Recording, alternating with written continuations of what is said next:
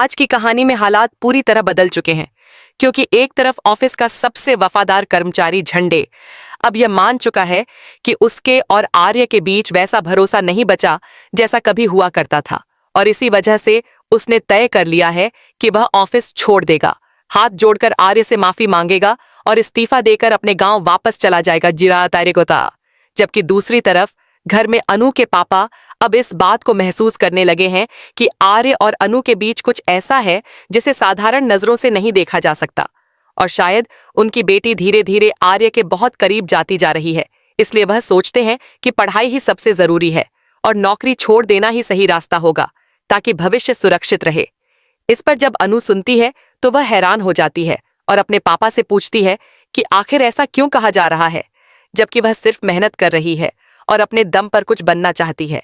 मगर पापा को अब आर्य पर शक हो गया है और वह मानते हैं कि अगर कोई बार बार मदद करता है तो यह केवल संयोग नहीं हो सकता। तभी वह सवाल उठाते हैं कि जब तुम घर आई थी तो गाड़ी किसकी थी। अनु साफ बताती है कि आर्य सर खुद लेने आए थे क्योंकि उसका ट्रांसफर कैंसिल हो गया था। पापा तुरंत पलटकर पूछते हैं कि क्या आर्य हर कर्मचारी को लेने जाते हैं या सिर्फ तुम्हें। यह सुनकर पुष्पा बीच में बोलती है कि हो सकता है लड़की अकेली थी इसलिए वह लेने चले गए हों, लेकिन पापा को अब यह मानना मुश्किल हो रहा है।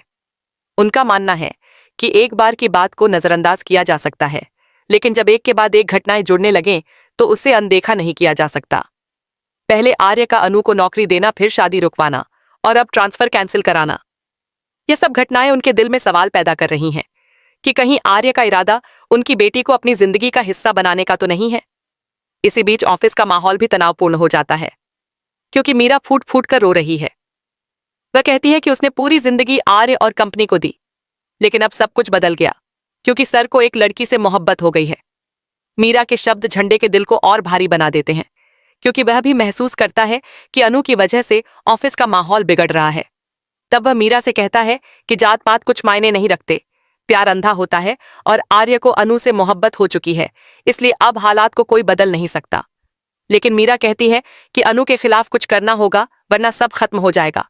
तब झंडे गुस्से में कह देता है कि इस ऑफिस में अब या तो अनु रहेगी या मैं। इसी सोच के साथ वह आर्य के पास जाता है और पुरानी बातें उठाता है कि पहले ब्लैंक चेक दिया गया, फिर नौकरी मिली और बाद में शादी भी रोकी गई। यह सब मिलकर साबित करता है कि अनु सिर्फ फायदा उठाने वाली लड़की है। आर्य उसे रोकते हुए कहता है कि यह सब मैं कई बार सुन चुका हूं, कुछ नया बताओ। तभी झंडे आग उगलते हुए कहता है कि अनु चालाक और मौका परस्त है, जो सिर्फ पैसों और ख्वाहिशों के लिए तुम्हारा इस्तेमाल कर रही है। वह झोपड़पट्टी की लड़की है जो जानबूझकर हर बार ऐसा करती है ताकि तुम्हें अपने पीछे खींच सके। यहां तक कि जयपुर वाली बस में बैठना भी उसका प्लान था और होटल में रुकना भी उसने जानबूझकर किया। अगर उस वक्त तुम उसके साथ कुछ कर लेते तो भी वह चुप रहती, क्योंकि उसकी ख्वाहिशें इतनी बड़ी हैं कि यह सब उसके लिए छोटी चीज है। यह सुनकर आर्य का गुस्सा काबू से बाहर हो जाता है और वह झंडे को जोरदार थप्पड़ मार देता है। झंडे अपमानित होकर वहां से चला जाता है। आईने में खुद को देखने की हिम्मत तक नहीं जुटा पाता, क्योंकि उसे लगता है कि उसने अपनी सारी मेहनत और वफादारी पर दाग लगा दिया है। मीरा फिर उसके पास आती है और कहती है कि हमारी सारी परेशानियों की जड़ सिर्फ अनु है। अगर वह यहां से चली जाए तो सब कुछ पहले जैसा हो सकता है। झंडे मान लेता है कि अब दोनों की नाव डूब चुकी है और इससे पहले कि हालात और बिगड़े उसे इस्तीफा देकर गांव लौट जाना चाहिए। वह दिल से टूटा हुआ है क्योंकि उसने इस कंपनी को बनाने में अपनी पूरी जिंदगी लगा दी, लेकिन अब उसे लगता है कि आर्य और अनु के बीच खड़ा रहना बेकार है। इसलिए वह हाथ जोड़कर आर्य के पास जाने का फैसला करता है। दूसरी तरफ अनु अपने दिल की गहराइयों में बेहद खुश है, क्योंकि उसे लगता है कि आखिरकार आर्य ने अपने दिल की बात कह दी है और अब उनका रिश्ता मजबूत होगा। वह सिमरन से यह खुशखबरी शेयर करती है कि सर ने अपने प्यार का इजहार कर दिया है, लेकिन तभी घर का माहौल बदल जाता है जब अनु के पापा उसे साफ कह देते हैं कि अब तुझे अपनी पढ़ाई पूरी करनी चाहिए और नौकरी छोड़ देनी चाहिए। अनु यह सुनकर हैरान रह जाती है और पूछती है कि पापा आप ऐसा क्यों कह रहे हैं। कहानी अब उस मोड़ पर आ गई है जहां हर किरदार अपने अपने फैसलों के साथ खड़ा है। झंडे इस्तीफा देने के लिए तैयार है। मीरा अनु से नफरत से भरी हुई है। अनु के पापा उसे नौकरी छोड़ने पर मजबूर करना चाहते हैं और आर्य अपने प्यार और ऑफिस दोनों के बीच फंसा हुआ है। आगे क्या होगा यह देखना बेहद रोमांचक होगा, क्योंकि यह सिर्फ करियर और नौकरी की लड़ाई नहीं बल्कि दिल और भरोसे की भी जंग है। झंडे ने जब आर्य से इस्तीफे की बात करने का मन बनाया था, तब उसके दिल में बहुत भारीपन था, क्योंकि उसने इस कंपनी को खड़ा करने में अपनी जिंदगी का बड़ा हिस्सा लगाया था और हमेशा यही सपना देखा था कि आर्य के साथ मिलकर वह इस बिजनेस को नई ऊंचाइयों तक ले जाएगा। लेकिन अब हालात ऐसे हो गए हैं कि उसे खुद को बेगाना लगने लगा है। वह सोच रहा था कि क्या वाकई उसकी मेहनत किसी काम नहीं आई और क्या एक लड़की की वजह से सब कुछ बदल गया। मीरा बार बार उसे समझाने की कोशिश करती है कि असल समस्या अनु है और जब तक वह यहाँ है तब तक हमारे लिए चैन की सांस लेना मुश्किल है। झंडे भी मानने लगा कि अब उसके पास सिर्फ एक ही रास्ता है, देकर अपने गांव लौट जाना। उसने सोचा कि अगर वह दूर चला जाएगा तो शायद उसके दिल का बोझ हल्का हो जाएगा और वह खुद को उस अपमान से निकाल पाएगा जो उसे आर्य के थप्पड़ के बाद महसूस हुआ था। दूसरी तरफ आर्य अपने ऑफिस के कमरे में बैठा गहरी सोच में डूबा हुआ था। उसे समझ नहीं आ रहा था कि झंडे जैसे भरोसेमंद साथी ने इतनी बातें कैसे कह दी और क्यों उसे यह मानने की जरूरत महसूस हुई कि अनु चालाक है, जबकि आर्य जानता था कि अनु का दिल बिल्कुल साफ है और उसने कभी किसी स्वार्थ से कुछ नहीं किया। आर्य का मन बार बार उन लम्हों में लौट रहा था जब उसने पहली बार अनु को देखा था। उसकी मासूमियत और सच्चाई ने आर्य को आकर्षित किया था। वह सोच रहा था कि अगर वह समाज और परिवार के डर से खुद को रोकता रहा तो वह अपनी जिंदगी का सबसे बड़ा मौका खो देगा। इसी सोच के बीच अनु अपने कमरे में बैठी सिमरन से बातें कर रही थी। उसकी आंखों में चमक थी क्योंकि उसे लगा था कि आखिरकार आर्य ने उसे अपना लिया है। वह बार बार सिमरन से कह रही थी कि सर ने मुझे अपने दिल की बात बताई है और अब हमारा रिश्ता सिर्फ ऑफिस तक सीमित नहीं रहेगा बल्कि जिंदगी की राह में भी साथ चलेगा। सिमरन खुश तो थी, लेकिन उसे चिंता भी थी कि समाज और परिवार इतनी आसानी से इस रिश्ते को स्वीकार नहीं करेगा। अनु ने सिमरन से कहा कि मैं जानती हूं यह राह आसान नहीं होगी, लेकिन जब आर्य ने मेरा हाथ थाम लिया है तो मैं किसी भी मुश्किल से डरने वाली नहीं हूं। इस बीच घर का माहौल पूरी तरह बदल चुका था, क्योंकि अनु के पापा अब पूरी तरह से यह तय कर चुके थे कि उनकी बेटी की जिंदगी की दिशा बदलनी चाहिए। उन्होंने साफ शब्दों में कहा कि अब तुम्हें नौकरी छोड़नी होगी और पढ़ाई पूरी करनी होगी। अनु ने जब विरोध किया तो पापा ने कड़े शब्दों में कहा कि बार बार आर्य का तुम्हारे आसपास रहना मेरे लिए सवाल खड़े करता है।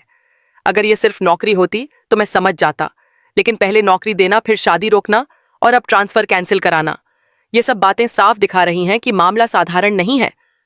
अनु ने समझाने की कोशिश की कि आर्य सिर्फ उसकी मदद कर रहा था, लेकिन पापा को यकीन नहीं हुआ।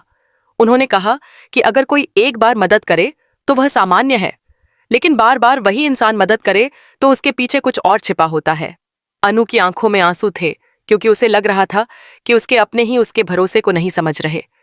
वहीं ऑफिस में मीरा का गुस्सा और बढ़ता जा रहा था।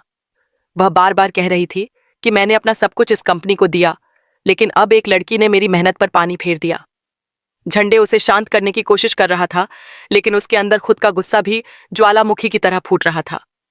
वह सोच रहा था कि आर्य ने उस पर हाथ कैसे उठा दिया।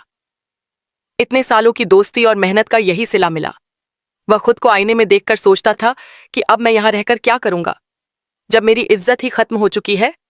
मीरा उसके जख्मों पर मरहम लगाने की बजाय आग में घी डाल रही थी, क्योंकि वह चाहती थी कि झंडे और आर्य के बीच दरार और गहरी हो। दूसरी तरफ आर्य अपने दिल में अपराधबोध महसूस कर रहा था कि उसने झंडे पर हाथ उठाया। उसे यह सोचकर तकलीफ हो रही थी कि वह व्यक्ति जिसने हमेशा उसके साथ खड़ा रहा, उसे उसने गुस्से में थप्पड़ मार दिया। लेकिन जब उसे याद आता कि झंडे ने अनु के बारे में कितनी घटिया बातें कही थीं, तो उसका खून खौलने लगता था। आर्य जानता था कि अगर वह अनु के बारे में झूठ फैलने देगा तो वह कभी अपनी आत्मा को माफ नहीं कर पाएगा। इसीलिए उसने झंडे को जवाब दिया था। लेकिन अब हालात इतने बिगड़ चुके थे कि झंडे का कंपनी छोड़ना लगभग तय हो चुका था। इधर अनु के पापा ने पुष्पा और बाकी घर वालों से भी बात की। पुष्पा ने कहा कि आर्य शायद सच में अच्छा इंसान है और उसकी नीयत गलत नहीं होगी, लेकिन पापा ने कहा कि मैं इतना सीधा नहीं हूं कि बार बार की घटनाओं को संयोग मान लूं। मैं अपनी बेटी को गलत रास्ते पर जाते नहीं देख सकता। अनु को यह सुनकर और भी बुरा लगा, क्योंकि वह जानती थी कि आर्य उसकी जिंदगी का सबसे सच्चा हिस्सा है। लेकिन अब यह जंग सिर्फ प्यार की नहीं बल्कि भरोसे और समाज की भी हो गई थी। इसी दौरान ऑफिस में मीरा और झंडे ने बैठकर यह तय किया कि अब अगर अनु यहाँ रही तो कंपनी में उनकी कोई जगह नहीं होगी। मीरा ने कहा कि हमें मिलकर ऐसा करना होगा जिससे अनु यहाँ टिक न सके। झंडे ने कहा कि अब मेरे पास ताकत नहीं है, मैं तो जा ही रहा हूं, लेकिन अगर तुम चाहो तो लड़ाई जारी रख सकती हो। मीरा ने मन ही मन तय किया कि वह किसी भी हाल में अनु को ऑफिस से हटाएगी। उधर आर्य ने अपने आप से वादा किया कि वह किसी भी कीमत पर अनु को अकेला नहीं छोड़ेगा। वह जानता था कि समाज ताने मारेगा, घर वाले विरोध करेंगे, ऑफिस के लोग साजिश रचेंगे, लेकिन अगर उसने अनु का साथ छोड़ा तो वह हमेशा के लिए हार जाएगा। रात भर आर्य सो नहीं पाया और बस यही सोचता रहा कि अगली सुबह उसे क्या कदम उठाना चाहिए। वहीं अनु अपने कमरे में बैठी पिता के शब्दों को याद कर रही थी और सोच रही थी कि आखिर क्यों हर कोई आर्य और उसके रिश्ते पर शक करता है, जबकि उसका दिल साफ है। उसने कभी किसी को धोखा नहीं दिया, फिर भी उसे हमेशा कटघरे में खड़ा कर दिया जाता है। उसकी आंखों से आंसू रुक नहीं रहे थे, लेकिन भीतर कहीं उसे भरोसा था कि आर्य उसका साथ कभी नहीं छोड़ेगा। अगले दिन ऑफिस में माहौल और भी तनावपूर्ण हो गया। जब झंडे ने आर्य के सामने जाकर इस्तीफा दिया, उसने हाथ जोड़कर कहा कि मैंने जितना भी इस कंपनी के लिए किया वह तुम्हारे साथ किया, लेकिन अब मैं यहाँ और काम नहीं कर सकता। आर्य की आंखों में पछतावा था, लेकिन उसने समझ लिया कि झंडे का फैसला बदलना मुश्किल है। उसने चुपचाप इस्तीफा स्वीकार कर लिया। झंडे के जाते ही ऑफिस में हलचल मच गई। सब सोच रहे थे कि अब कंपनी का क्या होगा। मीरा अंदर से खुश थी कि एक दुश्मन हो